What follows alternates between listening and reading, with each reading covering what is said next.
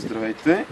Днес ще ви покажем специално за сайта painkiller.com как сменяме спирачни накладки EBC с помощта на Влади. Сними Влади. И операторът Младен, който в случай не може да го заснеме. Значи накладките са EBC зелени. Сега ще ви покажа какво представляват. Значи това е комплектовката. Ето една накладка извадихме. Значи това е специално керамично покритие, което увеличава коефициентът на триене, така че да може да се заглади диска първоначално и да легне съответно по-добре накладката. До сега съм карал с такива накладки и мога да кажа, че докато са абсолютно студени, автомобилът спира точно като с фабрични накладки. В момента, в който леко се загреят, когато се почва да спира доста по-добре, педалът става много рязък. За щастие до сега не съм успявал да ги прегрея, нали, при така сериозен уличен тормоз. Така, тук и другите накладки. Няма какво да ви показваме, те са еднотипни. Това нещо е текстилна лепенка, която спомага за това да не тракат накладките в спирачния апарат. Значи тя се залепва ето тук отзад по този начин и елиминира тракането. Даже ще ви покажа как става. Ето така. Така, вътре също има комплект грес на EBC, която е за спирачните апарати. В никакъв случай не се мъжете дисковете с нея и накладките, защото последиците могат да бъдат фатални. И ръководство, в което пише, общо взето, че след като се поставят накладките, трябва да се кара 300 км по-лекичко, за да може да легнат накладките като хората. Така.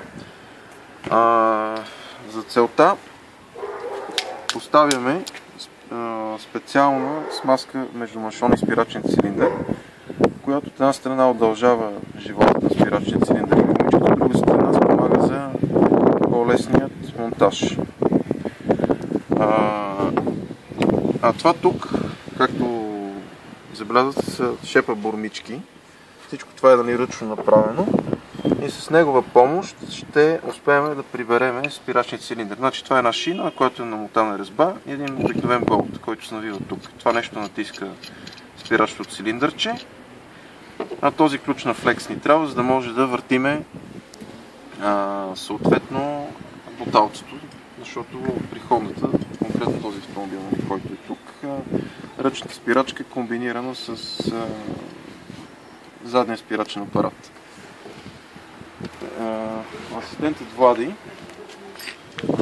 ще покаже спирачния апарат, който е ето тук. Значи в ето този маншон се издърпва и се слага грес, след което при навиването тя греста леко по лека започва да влиза навътре и смазва самото боталце. Конкретно тази грес е една Вьордза, мисля, че беше за монтаж на спирачни цилиндри, но върши перфектна работа за целта. Добре, сега да видим как се работи с този ръчно направен инструмент.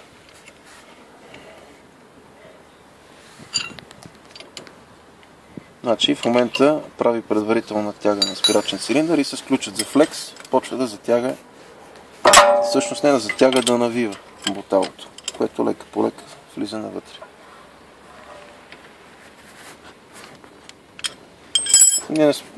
Това, което не виждате на клипа, е, че реално сме сложили предварително греста в спирачния цилиндър, благодаря на което върви сравнително лесно. И така, това са износените старите EBC накладки, може да ги видите. Минал съм около 20 000 км с тях. Моите впечатления са, че малко бързо свършиха, но не цапат джантите, когато спираше отлично с тях.